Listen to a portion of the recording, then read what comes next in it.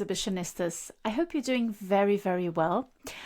I'm your host, Joanna Piar-Neves, independent writer and curator. So I got a phone call asking me why I hadn't covered Anthony McCall in the podcast yet. And I couldn't really answer. And to be honest, I had been secretly wanting someone to nudge me in that direction. We have been covering Tate Modern quite a bit. We'll be covering Ed Atkins's exhibition at Tate Britain, so I thought it's too much. But Tate, you've been doing a wonderful job. I could not avoid covering Solid Light, the exhibition that is still open and will be open until June. We do go back to the 70s and then we reconnect with the beginning of the century. Anthony McCall is quite a unique career.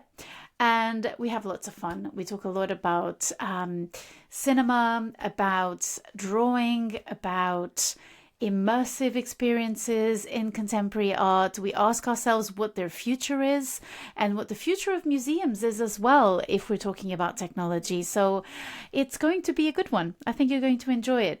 And also, I have to do my job and remind you that you can support my work. You can support Exhibitionistas. There are several ways of doing it, but I also want to tell you that I'm writing quite a bit on Substack. So if you're interested in alternating your relationship with me through reading rather than listening, I have my page over there. So it's Joanna Piar-Neves. It's easy to find me. And you can also support me there if you prefer it. I will put a link into the show's notes so you can donate. You can just do a one-off contribution, or you can become a member. Same thing on Substack. It's up to you. I'm so grateful to those who support Exhibitionistas, to those who also support me on Substack. It's incredible. So without further ado, I think you're going to really enjoy this episode. So let's do this. Let's dig into Anthony McCall's Solid Light at Tate Modern.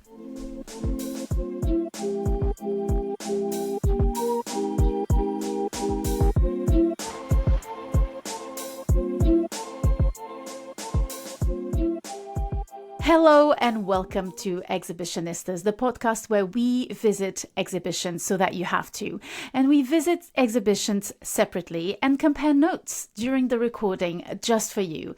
And as usual, I have a very special co-host. She is returning. I'm talking about Liberté Nuti, your favorite art advisor, and we will be discussing, at her own request, Anthony McCall's exhibition Solid Light at Tate Modern. And fear not, it's open until the 2nd of June, so you have a lot of time to go and see it. First of all, let me welcome Liberté to the podcast. Thank you so much for coming back, Liberté. How are you doing? Hi, Joanna. Nice to see you again, and I'm very excited to speak about Anthony McCall and his exhibition Solid Light. What's your perception of Anthony McCall? Had you experienced his work before a lot? What's the idea you have of him? Oh, okay, tricky question to start with. I'm a little bit ashamed to say that I've never heard about him before, which, That's so great. If he's listened to us one day, I really apologize about that. I just had no idea. And I went to Tate, in the morning on Sunday, to catch up with Mike Kelly, which was closing, 2 weeks ago. And Tate, when you are a member, you can go. They do something which is fantastic. You have an hour on Sunday before they open for the members, and that's really worth the membership in a way. And then I was alone, and I went to see Mike Kelly, and then the room above, there was Solid Light, and I loved the title, and I was really intrigued, and I thought that was a very beautiful title, and I just didn't really understand it, and I thought, oh, I'll go and see, and that's where the adventure started. Then I'm completely, if I may say, virgin to his work, and I was so stunned and so impressed that I called you and I said, let's talk about him. I want to know who he is, because there is a small introduction at Tate, but they don't say much. That's why I was even more intrigued in a way. And I went with no preconception, no special ideas. I was very fresh in the morning. You know, when you're very curious, I was alone also. Yeah, when you have that clarity, right? That morning clarity, and you're so available. And when you That's visit incredible. I love visiting exhibition with friends, but when you go alone, in a way you are, for myself, I'm much more, you know, I really open the gate and I really have I don't know, I'm much more sensitive, and then you think you open, I'm slower also, and that's why the reception was maybe stronger for me for these works. Here we go. Then I've told you my secret. History is so full of these figures, a bit like Anthony McCall, who have kind of been intermittently here. I remember McCall being discussed by colleagues, like senior colleagues, about, well, we're in 2025, so 25 years ago, maybe, because of the show that Chrissy Isles organized at the Whitney Museum called Into the Light. I was in Portugal at the time, and I remember someone telling me about this exhibition, which was about experimental film, so sculptural propositions, experimental conceptual propositions involving film in some way. I remember experiencing the work, and I didn't have time to research. Did the exhibition travel and come to Portugal? I don't remember, but I remember seeing his most famous work, Line Describing a Cone, in the flesh and thinking, wow, if experimentalism can be this, then I'm all in. I'm all in. So shall we dig into the life of Anthony McCall? You know, listen, not to bury the lead, you're not going to learn much more than you already know. I'm telling you that. Yeah, it's quite a secret, not secret, but discreet, I would say. So let's dig into Tell us more. Anthony McCall's life. So he was born in 1946 in St. Paul's Cray. I looked it up, and it's near Orpington, near London. Okay. But, you know, St. Paul's Cray could be anywhere. It's very vague. Again, like we were saying, he's very reserved. And I didn't, do you know what? This time I kind of felt like respecting it, you know, because there's this aura in his life. And when you read interviews of him, he's either incredibly technical, or he talks about some events that I'm going to tell you that are so huge and had such impact on his life and his creative output that it kind of becomes a bit about that. So he studied graphic design and photography at Ravensbourne College on the outskirts of London. And so I'm quoting him, so this is already his young adult years. He became, quote, steeped in other ways of using cinema.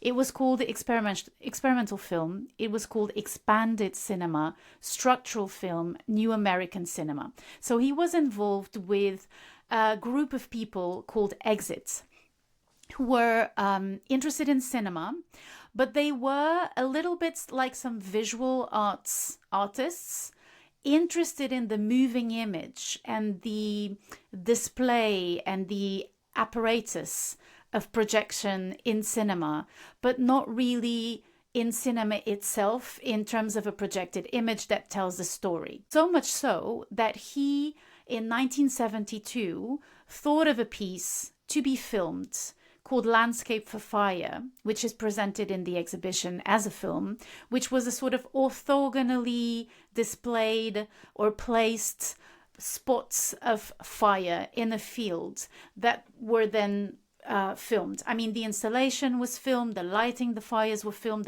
there's a sound, but the film is incredibly experimental. It's atmospheric, so he's in a relationship with an outdoor space, but obviously it's already about light. So there's something happening there. This movie is very, just for the audience, in the first room, it is very 70s, the way they're dressed and all that, just that people can understand.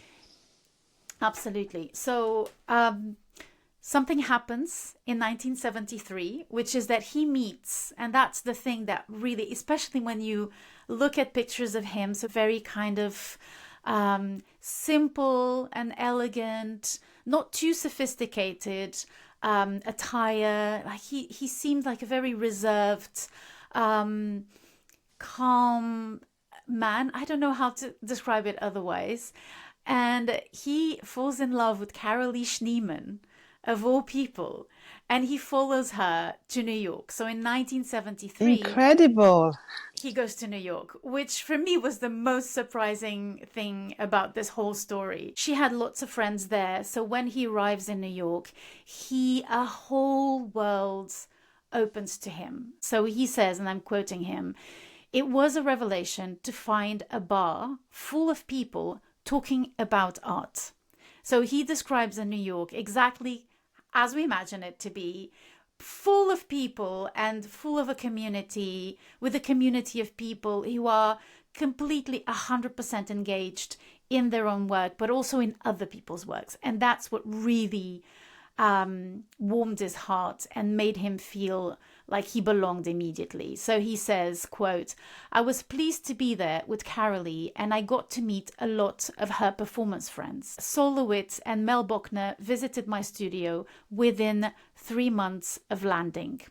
I always considered that tremendously generous." So he felt welcomed by the New York intelligentsia, the New York groundbreaking trailblazer artists of the time, and he started creating together with them. So one of the things that he talks about is that he had a technical issue, say, I don't know what to use to light fires in a field, and someone would say, "Oh, I know this dude who helped so and so, Judy Chicago back in LA, whatever, to do her own or in Fresno, to do her own installations. I'll take you there." And then they would talk, the three of them would get together and then kind of go together to make an Anthony McCall piece in a field. So it was a very creative time. He experimented quite a lot. And in 1973, he devises a line describing a cone. So that's the major turning point in his activity, where he first works with a 16mm camera, a projector and camera, and he works with the cone of light that is projected by the machine, and the whole piece is absolutely what he calls an animation film. Drew in some ways on the wall through a projection, through a camera, a dot. So it starts with a dot of light that very slowly starts forming a circle, and in that movement, so it takes 5 minutes for you to kind of realize how it's working and what it's doing. And once the sort of orbit starts to happen, you start to realize that there's a sort of a silky cone in space that seems incredibly material, and you start playing with it. You cannot but go into the cone. And I remember seeing the work and thinking, should I? That behavior in exhibitions, you never know if you can touch, if you can move, if you can cross, but you're supposed to. And one of the really, really enjoyable things about this is not only you experiencing the work, but also watching other people doing it, because the smoke and the atmosphere gives a materiality and a tangibility to this cone of light. And we'll talk about that aspect in a bit. So he starts devising several works, and something happens in 1977. And he's invited to present Line Describing a Cone at the Moderna Museet in Stockholm, in Sweden. So he travels there, everything's installed, everyone's sitting, and it starts for the audience. So it's presented like a film. So it has a start. And he says, well, the first 5 minutes are incredibly unsettling because nothing happens. But it's the 70s, right? We're used to this. So the audience stays. This is in Stockholm. Everyone's polite. They wait. After 5 minutes, nothing happens. The film goes on. Minutes and minutes pass. Nothing. It's absolutely invisible. And the reason why it's invisible, it's because in New York, he would present his films, his installations in old warehouses that were incredibly dusty. The atmosphere was full of dust. There would be at least 10 people smoking cigarettes. And that dust and that cigarette smoke would materialize the lights. No one was smoking at the Moderna Musette. There was no dust. It was an impeccable, clean, aesthetic space, and therefore the film was invisible. He says that people stayed for a long time until the end, very politely. Nothing happened. Meanwhile, he was running to a shop, buying cigarettes. He came back, lit a bunch of cigarettes. The security guard grabbed him by the collar saying, "What are you doing? You cannot light cigarettes in here." It was a whole thing, and it was kind of a disaster. At the end of this decade, he stops working. So he becomes a graphic designer, and he says, well, I needed to make a living. There's this huge hiatus from here on, so from the end of the 70s. And when he was asked whether it was difficult for him, how he lived this kind of distancing from his own practice, not only the art world, but also his own practice, he said, well, every so often someone would want to interview me about my art, and that was always rather painful. I was always quite troubled by the reminder. And so when he was asked if he had any artistic urges, because this hiatus lasted until the end of the 90s, he replied, quote, "Yes, but there's something important called denial. The studio was very demanding, deadline-orientated work. There wasn't any time," unquote. So what he started doing, and that's even more painful, I find, is he would do like Richard Serra's books, for example, had a graphic design studio, and he had a lot of work. It was quite successful. He was working with other artists. And so he had this time, so 20 years, a span of 20 years mostly, without producing any work. And this is the important part. He came back to an art practice at the end of the 90s because technologically he was interested again. So he found that there was something called fog machines that could work with his installations. And so at the turn of the century, he participates in this exhibition in 2000 by Chrissy Isles, who's a very, very important curator, and whose exhibition Into the Lights reached Portugal, at some point. It was a big deal. It had lots of reviews. It marked an era. And it's funny that it was in 2000, and it was very technological, and at the same time, it was very analog. And so what happens in Anthony McCall's life is that he goes from the analog to the digital. That's a really interesting story as well that will probably help us in our conversation to define or to try and play with what exactly it is that he's doing in terms of the material, the genre, what is happening in his work. What's interesting also here in this parcours, which I was wondering, when you have such a strong, I would say, conceptual, I think he's really a conceptual artist, and you're so much in the landscape and successful. And the beauty of his career is to have not made too many works, and they are quite spaced in time. And I was wondering, how do you make a living as an artist? Because to keep such a line, not to do commercial projects, it's if you do one work every 10 years, on a retrospective way, it looks okay, but on a day-to-day, how do you make a living? I think his profile as an artist is a really interesting one. And it's a profile that kind of defies, I think, our idea of what an artist is. And I find that incredibly exciting because we usually talk about women retrieving from the art world, female artists having a hard time being followed, having exposure. And here we have a man who at a certain point just stepped back. I think there's a beautiful encounter between concepts and technology in his work that is absolutely fascinating. And this because, so the Landscape for Fire was a very mathematical piece. When you look at it, you think of Judy Chicago, who was also using smoke there's a real connection between them outside in the landscape, in the fields.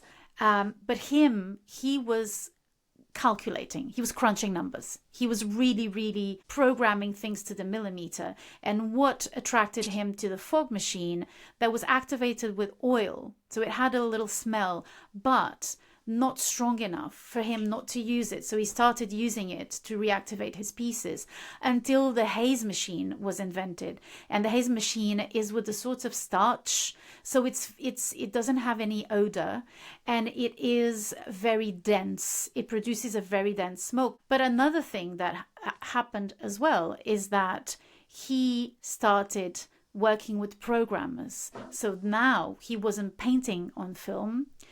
Now he was, again, calculating and drawing.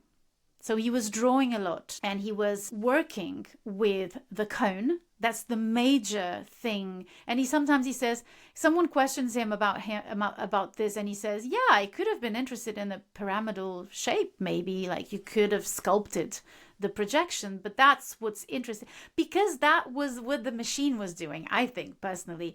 And yeah, it's the cinema. It's the idea of the cinema, the cone.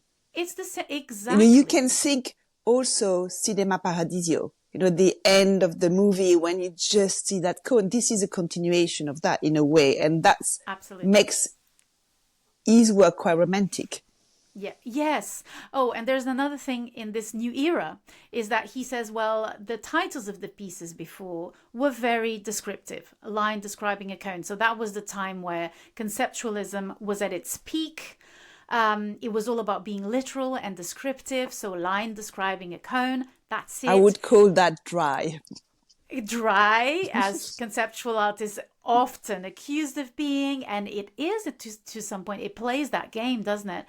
And now, of course, the works that he's presenting in the exhibition, you have, for example, Face to Face. And he says that when he installed one of the first works that he recreated, he saw the image breathing. So the first work that he produces is called Breathing. So he says, well, it was an organism. I could see that it was a body. And he doesn't prevent himself from going there and from being, like you say, much more romantic about it, or at least much more lyrical about the relationship with the works. And he talks about also the fact that his work is not site-specific. So it's geared towards the body of the spectator. And he says it's site-sensitive, but it doesn't play with the architecture. So it's not about playing with something that is there. It's about creating, like you were saying, an immersive environment for the spectator. And so one thing to know about his work is that you need to be in the dark. Like you said, it completely subverts what you think an exhibition is, which is something very well lit on a wall, to, of course, simplify it. It's very subversive in many, many ways in terms of installation. So he takes off again, a new start of a career. I want to highlight a moment in his career because my rabbit hole of research took me there to Tasmania in 2015. There's a festival called Dark Mofo in Tasmania, and he created something called Night Ship for the Derwent River. And so for 10 nights, night ship was a ship that would sail along the shore with a searchlight. So it was obviously a cone of light into the night that you could see in the darkness. I like the idea that the night is kind of a dark room of a museum as well. I like this this notion. So yes, we come to now the Tate, the exhibition at the Tate. Now he's I don't know, he's in his 60s, 70s, I would say. Oh, well, he was born in 46. So okay, then he's he's in his 70s. Late Yeah, 70s. late 70s. He also has two very good galleries, one in London and Germany, and then one in America. Then maybe also when you get to these really established galleries, they also, their work is to make sure you are represented in museum. Then there is a momentum of, I think, what he's doing, which is relevant, and also where he is, because before, if he was just a graphic designer, becoming quite obscure. I would say that his work is being regularly shown and touring kind of the planet. And the galleries that you mentioned is Sprutmagers in Germany and the UK, and Sean Kelly in New York, if I'm not mistaken. Exactly. Yeah. New York, LA, yeah. There are two really big galleries. Liberté, apologies. I didn't tell you much more than you already knew, I think. It is a life well lived. On the contrary, I think it's like his work, there is an elegance to even his life. It's quite discreet. And when you hear him talking, even though, because I was wondering, is he an American artist or an English artist? And when he speaks, he has a strong English accent. He's very English, and even in the way he speaks, he's very restrained, which keeps not restrained, more reserved. And the way also he presents things are very reserved. Then I think you gave us a lot of clues, and that really kind of goes very well with his work. So what was the thing that kind of stayed with you regarding his biography? That he's an artist who started from the 70s, and then this amazing in the first cone light is 1973, which is a long time ago. And then that's what I love in his work is the whole discovery of the haze and the way he was using before the smoke and then the dust, which kind of gives his work a very bohemian feel. Yes. And, because it's so clean and conceptual, but then you have this fantastic, you can see it's New York, it's fun, they're smoking, he's part of the crowd, and you can feel that in that work. And I just didn't really know. When I hear you, I'm like, of course, that's his humanity. That's why the work is so fantastic, I think, because it started so early, and it's rooted in that bohemian, very artistic moment of New York. You go back in time and you see where it comes from. It's quite touching and moving. So I think we should go for a break. Dear listeners, if you want to get a cuppa, if you want a coffee, if you need to go, just take this little break. We'll be back very, very shortly. So stay tuned. Stay with us.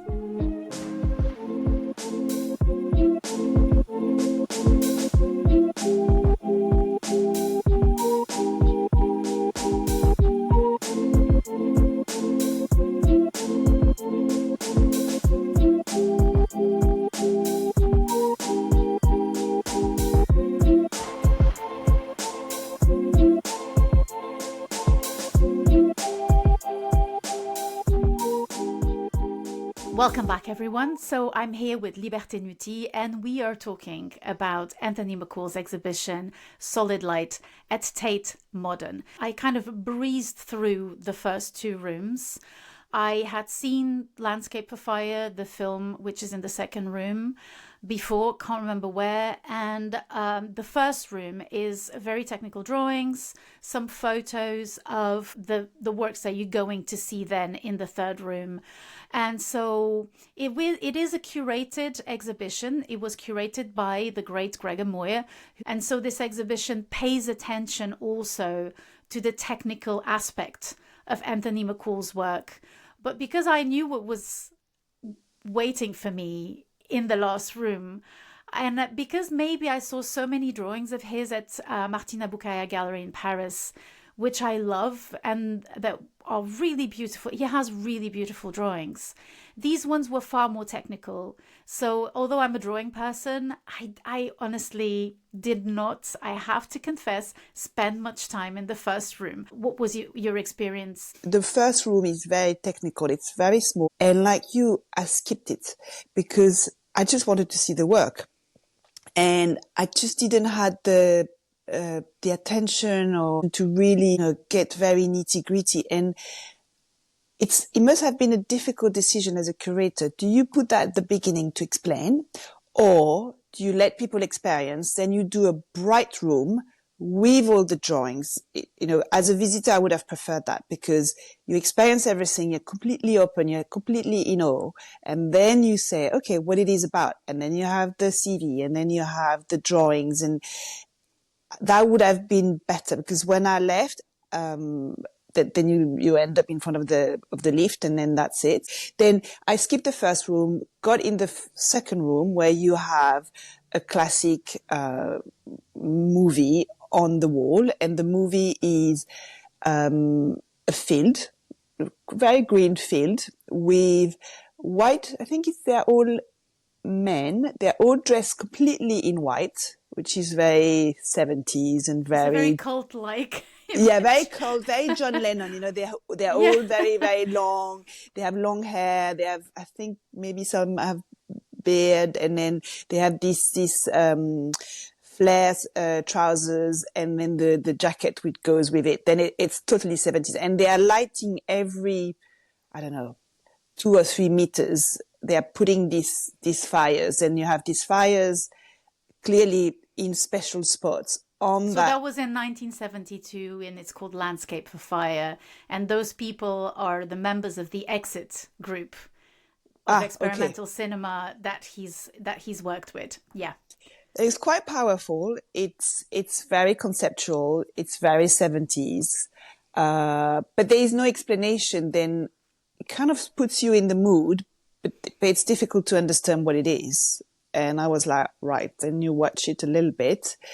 And then there is a corridor or kind of and then you just know you are going to enter to something else. And that's where I went. But in retrospect, this movie from the 70s, the Landscape for Fires, really stayed with me. Because it anchors the work. It kind of, and it's a very strong image. They're like a bit like, you said, druids. Druids. They're like druids. Yes. You feel you could be in Stone Age or some weird Celtic village in Wiltshire. I don't know where it was shot. I didn't think about that. You're quite right. And it makes sense with the work afterwards. I think then that kind of gives some weight to the whole project. Then from that room, there's a corridor, and then you get in very, very dark rooms where there is this projection of light through a cone. Then, as always, in a very dark room, you need some time to adapt and understand where you are. Are you safe? Like when you are a child, you touch a wall to make sure this is okay, and your eyes will adapt to that environment, and soon you will see the grey in the black. And then there is this first great work, which is, I think, very captivating, and it's in the first corner. In the movie, at the entrance, Anthony McCall say, "Don't look at the drawing, look at the cone, look at where the light comes." Then I turn there, and then you think, "Oh, I'm going to be completely blinded by that light. But the way he does it, you are not. Then you have this light in your face, and that light also creates space, because the way it's quite technical. He explains. I'm not sure I completely understood how he did it, but because this projector turns, the lights makes these diagonals, which are like solid blocks of, they're like solid blocks, but actually you can put your hands through because it's only air, and that's created by the haze. Then it's very fun. You start to put your hand through it and your head, and the haze create that great atmosphere, which breaks this really dry, and very geometric aspect of the work, and also the cinema thing, because you are looking at the projector. The cinema, you look the other way. Then it's just fantastic. And I was alone. Then I just really got very playful in it. And it was just beautiful. Yes. The lines are diagonal. They are like big blocks of it. Imagine if you had a big glass, then it's very straight. The other, I'm more round, in the round. This is very, very straight. Then you kind of go, my hands was going from one side to the other. You go underneath, above. And and you touch a work. Normally you're not allowed to touch works because it's on the wall. And here, first you're in the dark, and then you can go through it. And that's where he gets technical with him, right?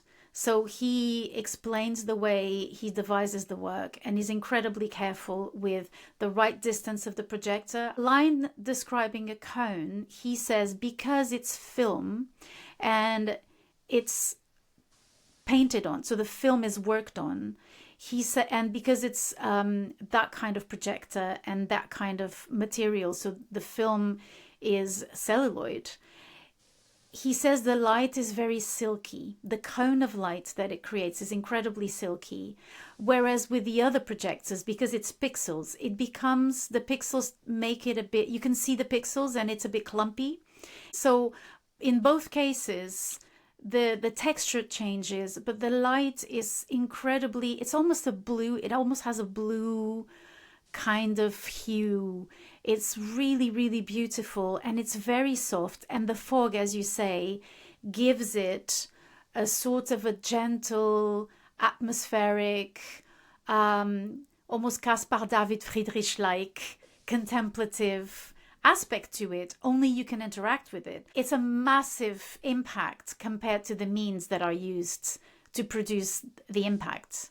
So yeah, I mean, and all the works are in the same room. The atmosphere is so full, and you see so much of that mist. You're like, oh, I'm going to be a little bit damp at the end, which you're not. And the machine, maybe we were three in the exhibition. The machine also makes a teeny noise, which is like so I have to the talk wind. about that. Okay, because I think that's when, then you need some time to relax. You need to be really, you need time to adapt to your environment. But when you're there, you notice the mist, you notice the haze, you notice the light, you notice this very soft sound, which is shh. And then you think, I'm in the Highland in Scotland or somewhere, that's, but tell us how he does it. So there's another thing that separates, the analog with the digital is that, and here we enter into the discussion about what it is that he's doing. And you very rightly said before the break that he comes from experimental film, from graphic design, and from a bohemian, incredibly attuned group of people who were making things together. Remember, this was also the time where Yoko Ono, and he does mention Yoko Ono as well, was making you watch a drop of water dry, together in a sort of these very meditative, experimental, at times when described a bit dry, were turned into something incredibly warm because they were the activities of a group of like-minded people who wanted to go into a higher state of mind. They wanted to experiment other realities through these very strange, sometimes funny when you describe them, actions and happenings. And so he was coming from there. But he was also coming from this idea of deconstructing cinema and looking at cinema in a different way. And so he used 16 millimeters film and cameras and projectors. And so one of the things that was incredibly present when I experienced line describing a cone for the first time is the sound of the machine. It makes a tick, tick, tick, tick, tick, tick, tick, tick, tick, tick, tick. You know, it has that sound of the projector of analog cinema. So the projectors in cinemas were up there in a little room behind glass, a very thick glass, because they were very noisy. And so you're experiencing something that you don't feel in this exhibition, which is that you are looking at the mechanics of the machine that created a great deal of your culture until the 70s in that time. You're suddenly looking, inverting your relationship to it. And instead of being in a dark room, sitting and letting the image do everything for you and the machine do everything for you and just absorbing a story, you are suddenly moving, you are looking at the device, and you are playing with a cone of light. And it's very much connected with the theories of the time. So Marshall McLuhan, who in his seminal text declared that the medium is the message. You weren't using a technique in order to get to something else. The technique was the purpose of your use. So if you are using electricity, you don't use electricity to get to something else. Electricity is light, and it brings you light. And so the container and the contained are exactly the same thing. And so the machine that is bringing the image is actually the message and not the story that it is projecting. And you need, at that time, there was this whole theory as well that said, pay attention to the spectacle of the images that are surrounding you, because they depend upon this, and this is what is creating your relationship to the world. So at the time, that line describing a cone was a drawing on the wall with a projector, with light, but it was also a discourse about the culture. And if I may say very quickly, that my PhD was about Sol LeWitt and Douglas Hubler in connection to a French inventor of the 19th century called Étienne Jules Marey. And this man was fascinating because he invented graphic recording machines, or he systematized them. He expanded their use. They were invented in Germany. So he would take a picture of a jump in its different stages, and he would produce a graphic rendering of the jump. So you had the photo or the cinematic image, and then you had the graphic that went with it. So now if you look up Étienne Jules Marey or Edward Muybridge, you're going to say they're artists and they were amazing. Who are these geniuses? But actually, let's forget Muybridge. Étienne Jules Marey was a scientist. And so what he was doing is that he was not interested in the beauty of the image, that he didn't find beautiful, by the way. He didn't consider them beautiful. And he wasn't interested in the image as it represents reality. He then would use a technique to extract the movement. So he would make these graphic renderings of the movement, and he would discard the photo itself with the person in the different stages of the jump or whatever movement it was. So he had the capacity of inventing cinema. At a certain point, he fell out with Georges de Meny, who was his assistant, who wanted to create these moving images and show them to people. And Marey said, Why? I know what reality looks like. What I want is to use it to dissect movement and understand it. I'm not interested in something that replicates what I already see. And in the 70s, you reconnect with this scientific stance, but in a cultural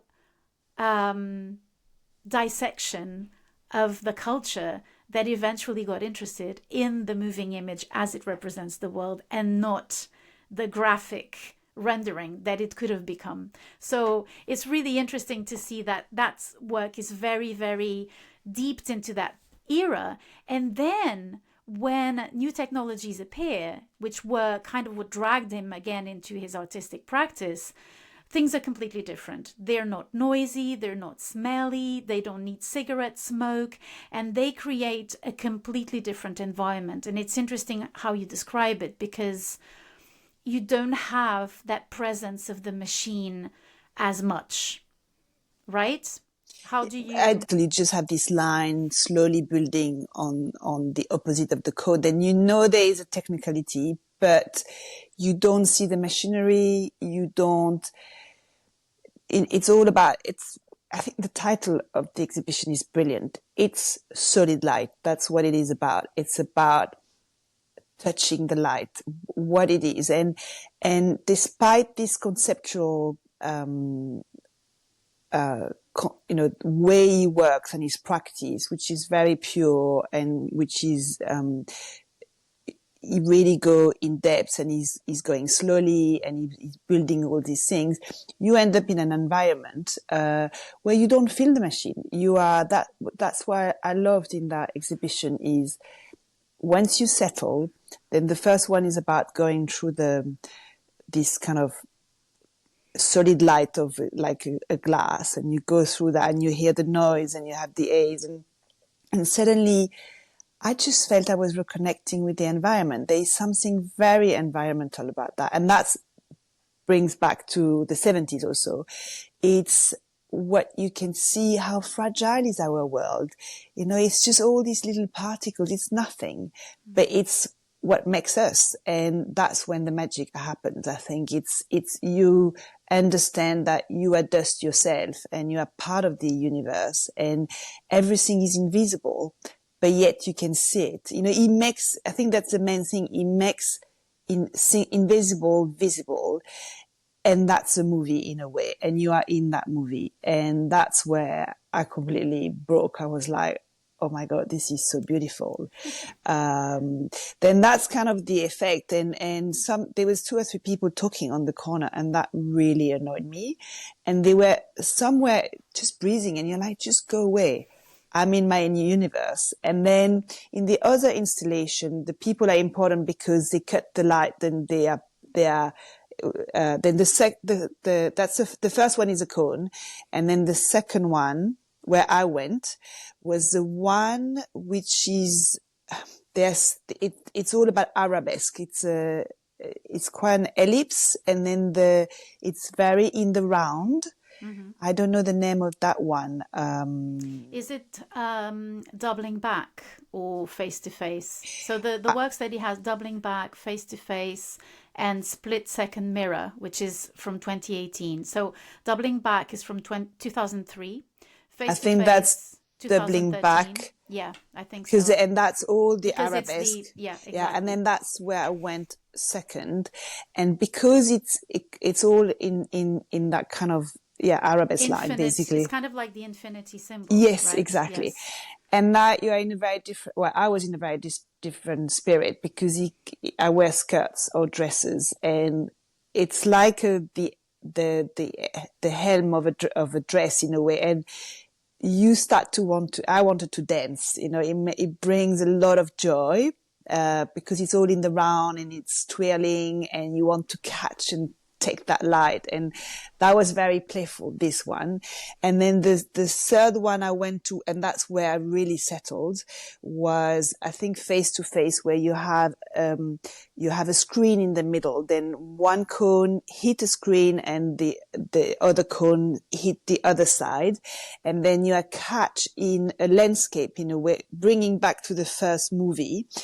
The light is all it's really a cone. You are in that cone, and then I felt I was like in the universe. You are in the Big Bang, basically, and you can go in and out, and you really see the smoke. And then I sat down, and I saw people going through, and that was really where the magic happened. And there is a concept which I think he talks about of slowness, and for me, that's the second very important part of his work. There's something environmental about it. And then the second thing is the slowness.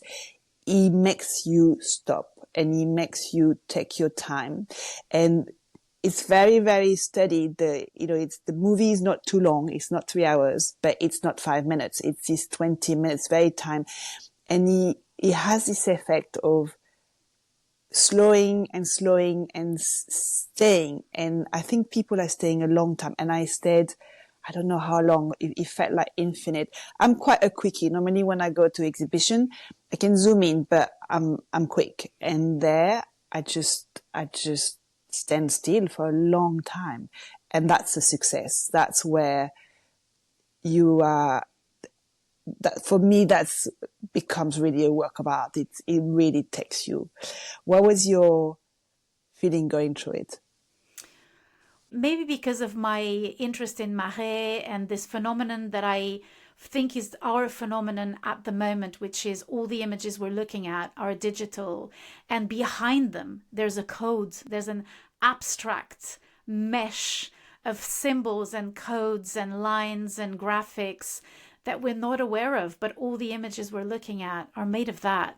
And Etienne Jules Marais showed us that all movement is translatable into those codes.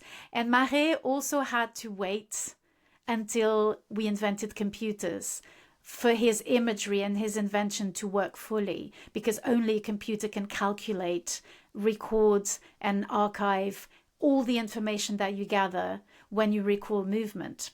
So in some ways, he started something that was then pursued by computing, and by coding, by algorithms, and by the mathematics behind computers. And McCall, the same thing. He reconnected with technology. And I find it really interesting that the atmosphere he creates is so connected to the technologies we're using nowadays. But it's kind of showing both. He's showing the pixels, drawing and making something that was programmed by someone who knows how to do that. They were drawn by him, and then they're created in the space in a very specific located relationship with you as a body, and with your imagination, and with your own culture, your own background, your own physical. If you're in a wheelchair, your head's going to cut through the cone. If you're a child, you're going to experience it differently. It roots you in your own body, and suddenly with the universe. And it is such a beautiful experience. That kind of solipsistic presence of the projection and the machine that's behind it has this kind of passive wisdom almost that is conveyed through the machine.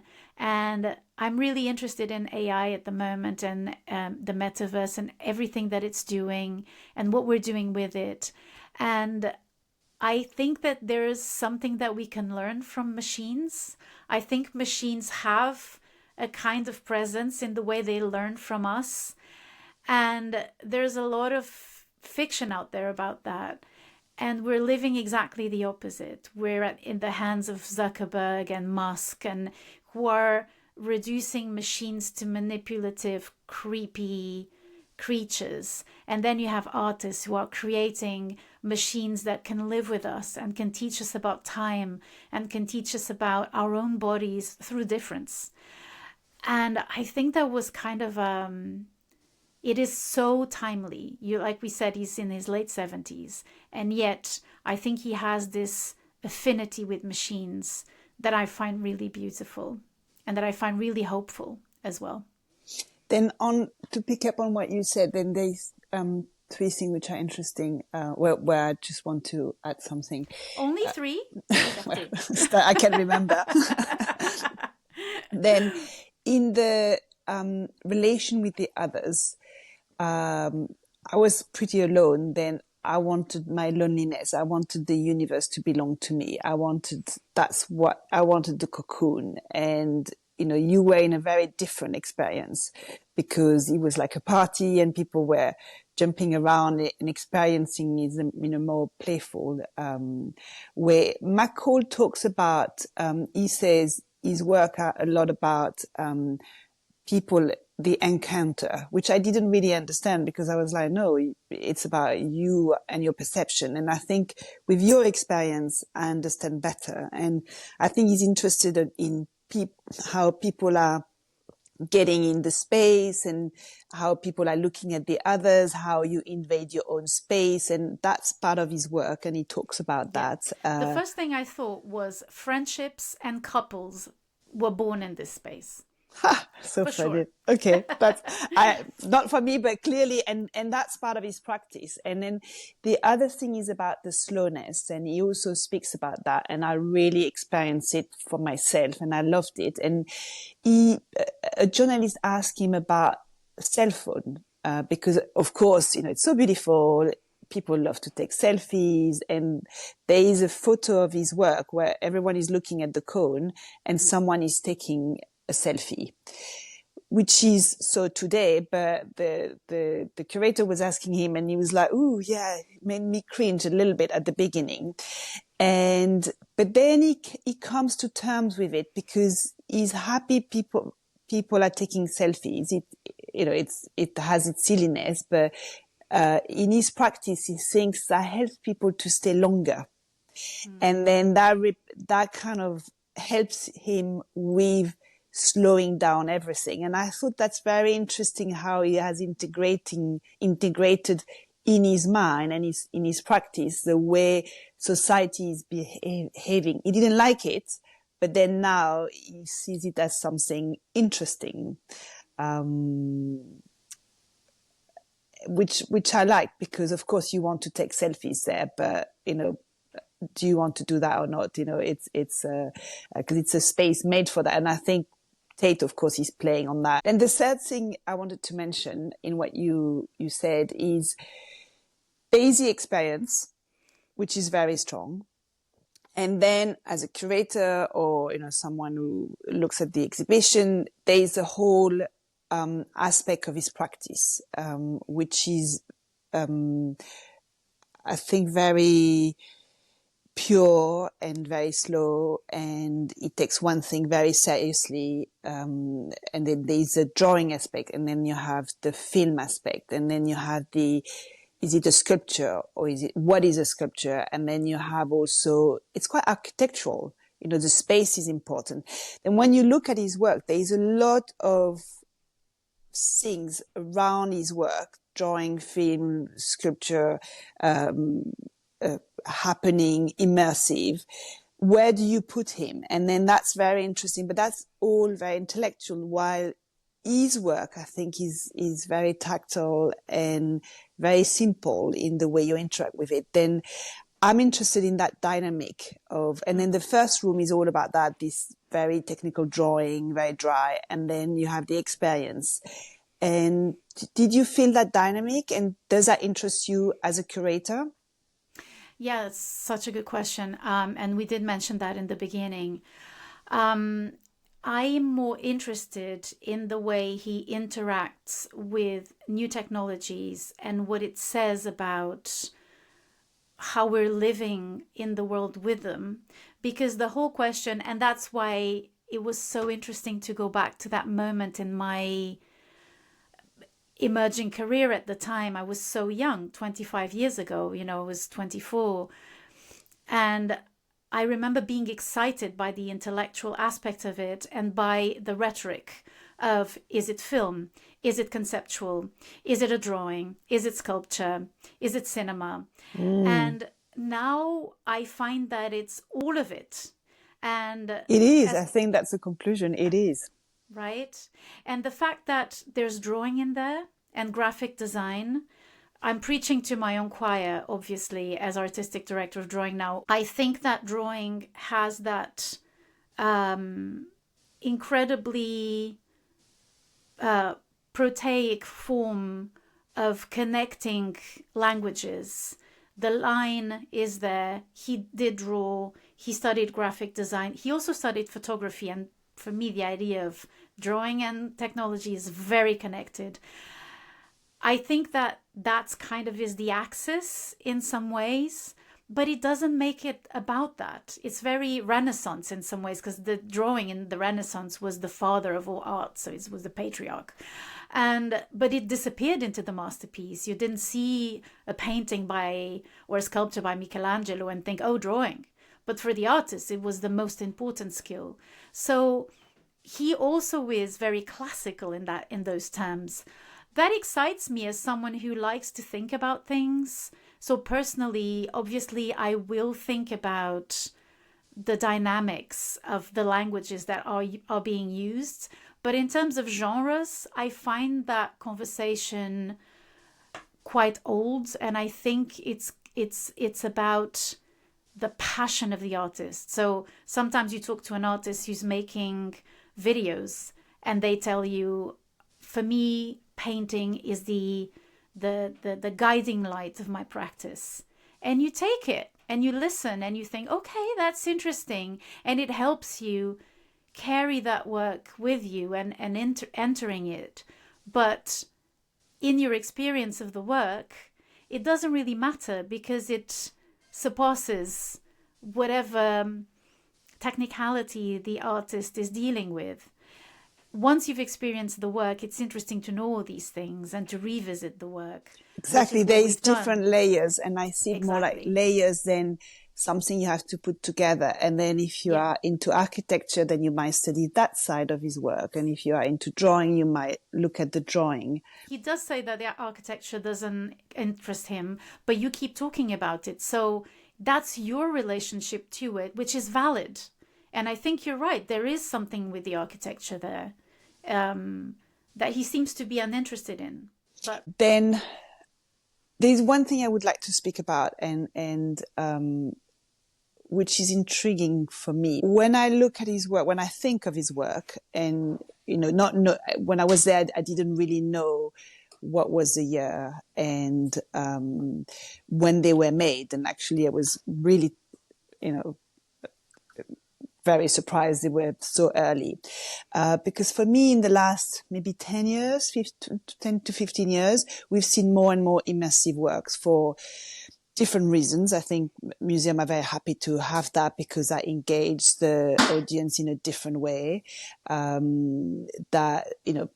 It's different to, I think, a museum. Before you used to walk in, you have to make an effort, look, understand, read. If you're in immersive work, it's very different. And we've seen more and more of that. And then even in the commercial world, we've seen more of that because you've got some Team Lab, for example, which is this, I think it's an association between technology and artists, and they create this super mega environment with movies of flowers falling, and they're incredible to experience. I found them a little bit empty, but they are really incredible.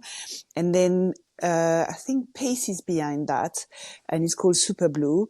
And then to pay for the installation, and the making of the installation, they sell tickets. Then it becomes in between art and commercial. And then you have also a new thing which has emerged, which is called, I think, the City of the Lights, where you have classic blue chip, like Van Gogh, Hockney has done that, Modigliani, and they kind of put in motion their work, which is, when you look at them, maybe you're going to be disappointed when you look at the work itself compared to the experience you can have. Even in Orsay, they did an exhibition of 1874, the first Impressionist exhibition.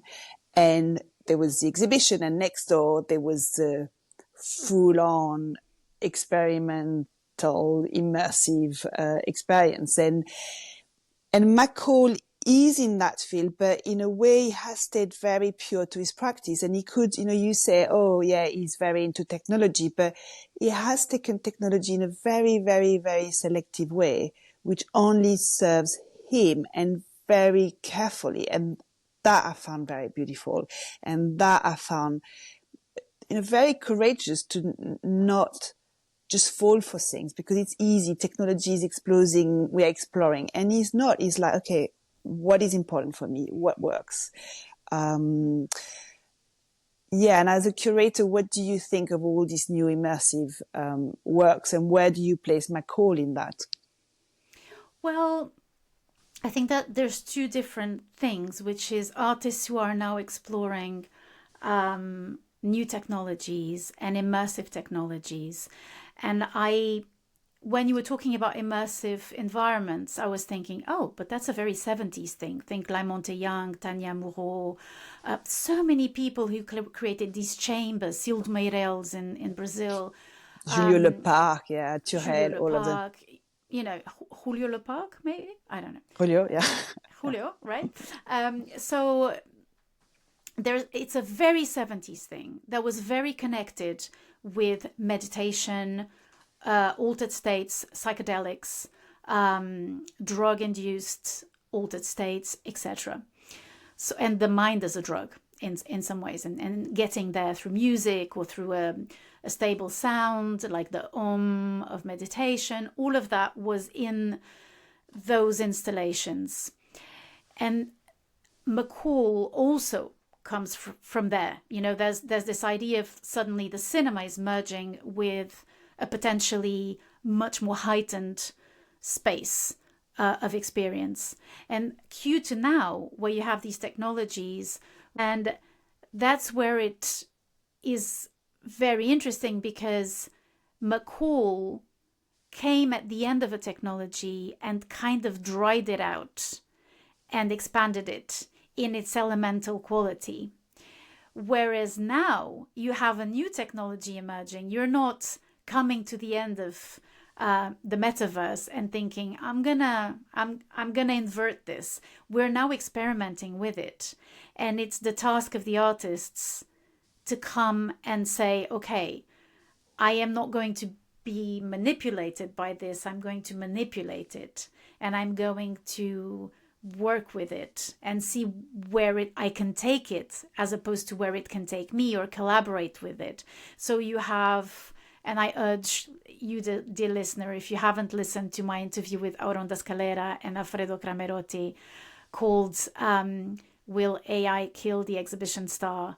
Do it, because we talk a lot about these things, and we talk about artists who are doing poetry, who are doing drawing, who are doing music with AI, or sound installations with AI, which are not what you would think spaces where you forget about yourself, like in cinema, and suddenly you're so taken by what you're seeing that it becomes entertainment. I think you're drawing the line between a real metaphysical experience of the artwork and entertainment, where it's just escapism, and which is fine.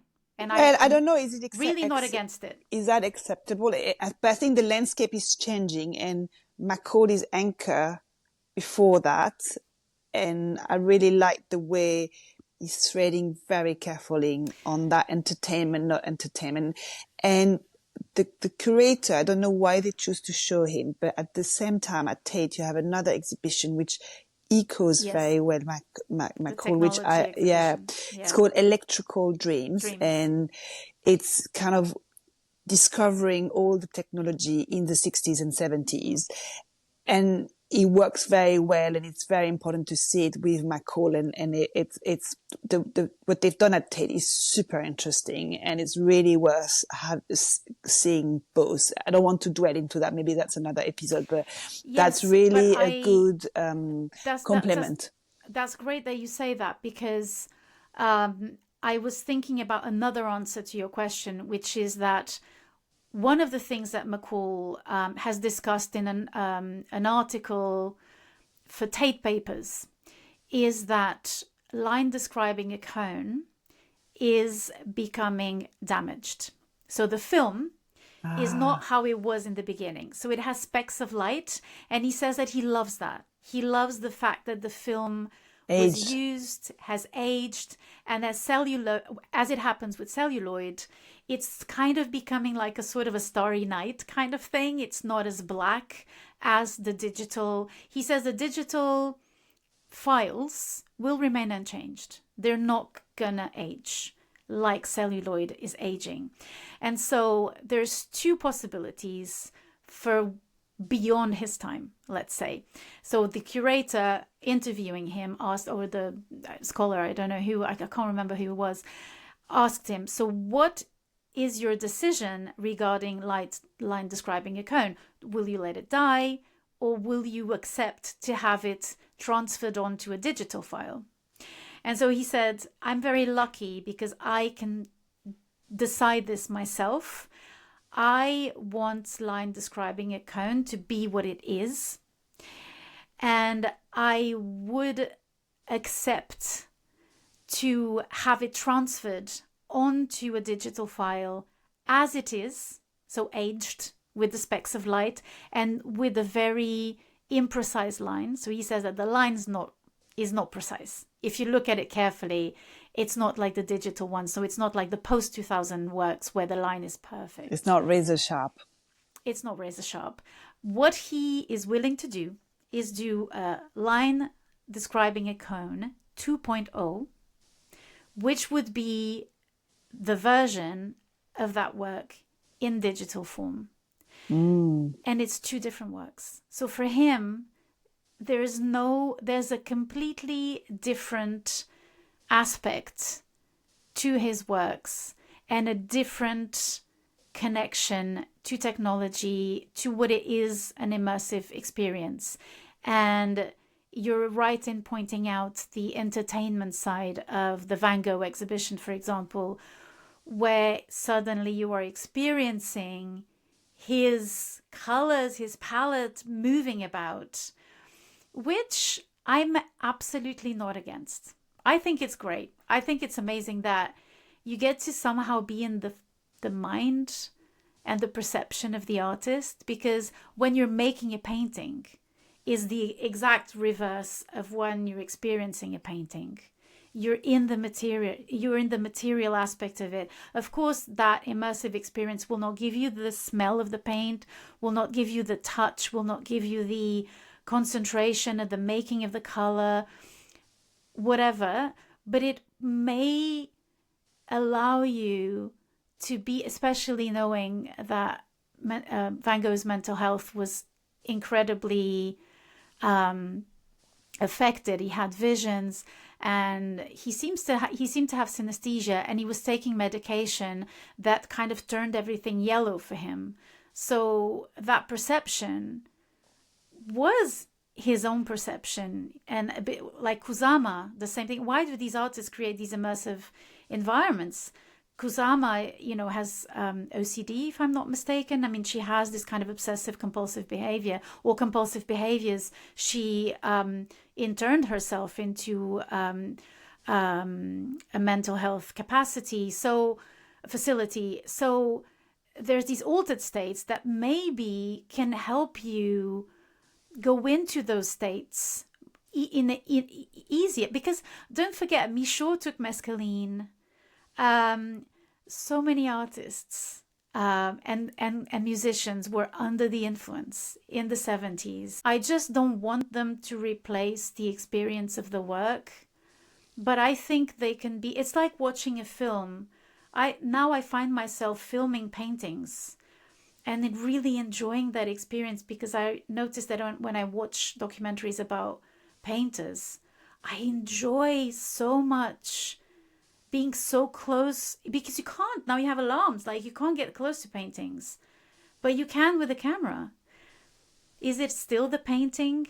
Who cares in some ways? If it's giving you something, and if it's doing you good and creating a different experience than that of watching an influencer selling weight loss tea on Instagram, I'm you can have many forms, and I think where we're going, it's all about that. Now I think the question is for some museum is, how do they want their audience to experience a museum? And you don't want to transform a museum as a kind of entertainment park. There is a fine line, but you also want your audience Totally to agree. come. Then I think that's more the role of the director and the curator to really think hard, how much you want to push the boundaries. For this very big kind of city of the Lumière where you enhance everything, great. But I found as a modern art, if I say specialist,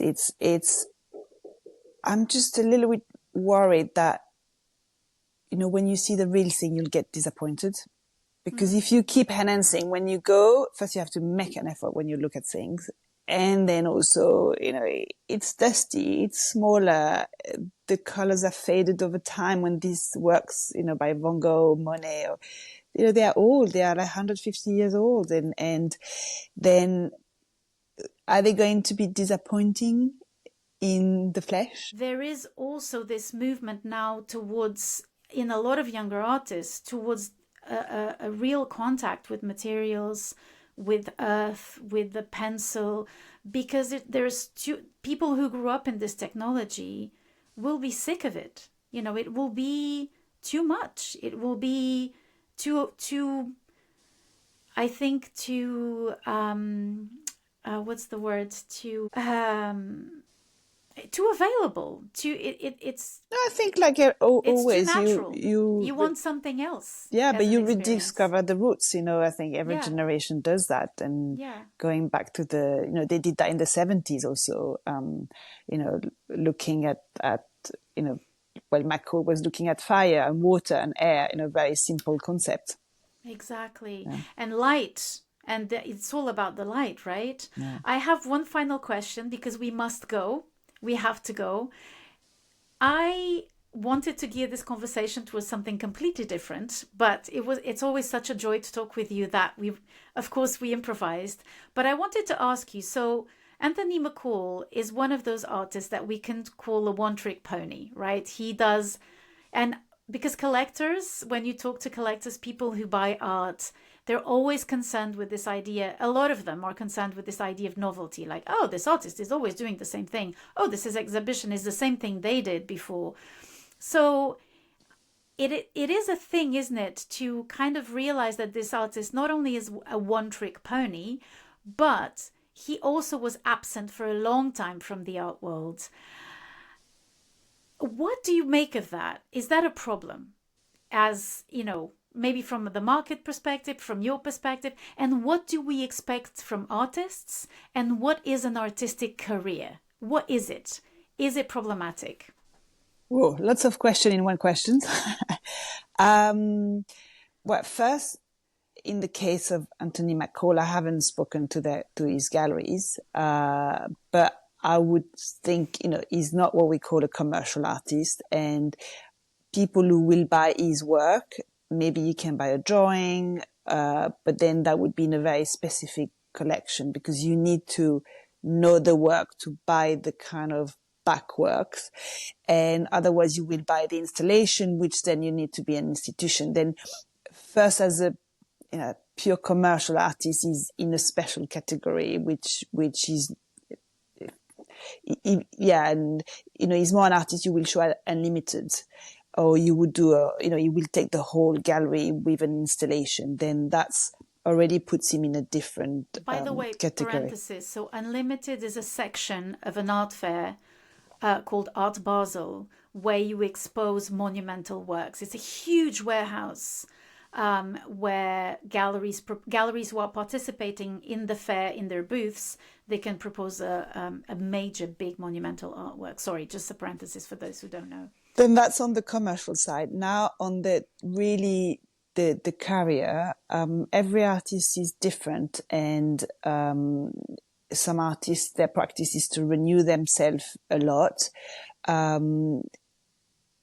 Sometimes when I go and see a retrospective, you might walk out and say, oh my God, it's quite repetitive. And even some very big artists, you're like, the retrospective kind of killed him a little bit, because he's found, no, but sometimes an artist find a kind of a cozy corner, and that's kind of, for me, what I call a trademark, and that's where you lose interest.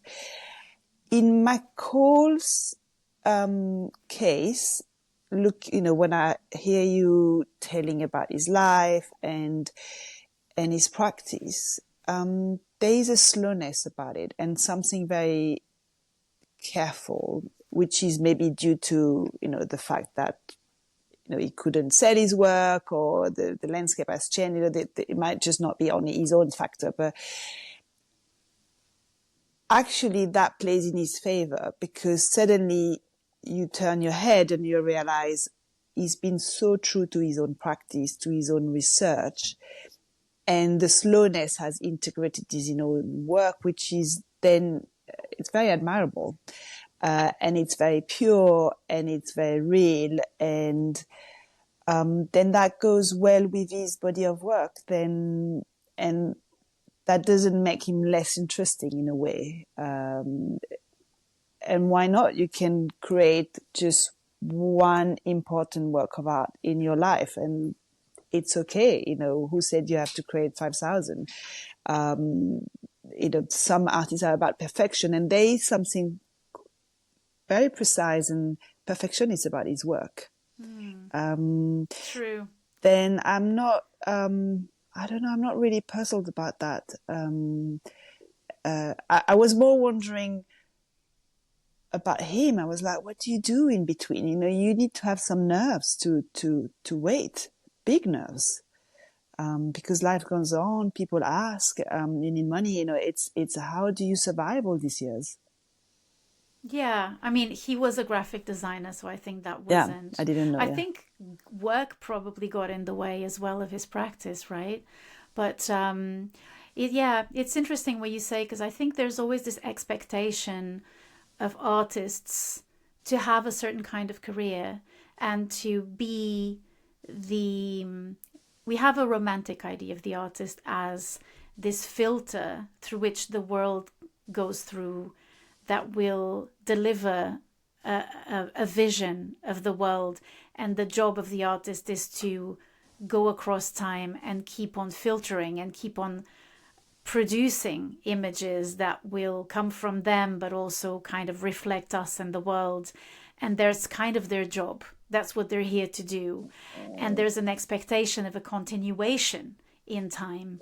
But creativity is so much more than that. And it's your worry about McCall is because you know so many artists and you know how hard it is to have a creative output that makes sense to you and also make a living in parallel to that. So it's so interesting that your mind went there and thought about his survival. How did he make it? How did he live? How was he okay? And you had this worry about him, which I find so moving. And so interesting. Just wanted to add that he does have drawings. There's these beautiful drawings of his. I'm not sure he's prolific in that sense, but I guess if you're a private collector, I guess you could still have a photo or a drawing of his. But as you say, he's more of an institutional artist who will be, in presented in museum collections and private foundations and the like, for sure. So. Liberté, I think we've come to the end of it. It was really a pleasure to see that exhibition, and I will urge anyone to go and see it and experience it for themselves because he's a beautiful artist. The five works presented are beautiful, and they really add to the discourse. And then, if you have time, go also and see Electric Dreams, which is finishing in a month, I think, because they are really explaining, they're the roots of what's coming, basically. And that, I thought it was fascinating that Tate could put that together. Thank you so much for staying with us, for sticking with us. It was such a pleasure. Thank you so much, Liberté, for coming back to the podcast. It was, as ever, a pleasure to exchange views with you. And to all of you out there, have a great couple of weeks. And we will be with you very, very soon. Thank you so much, Liberté. Thank you, Joanna. Bye-bye.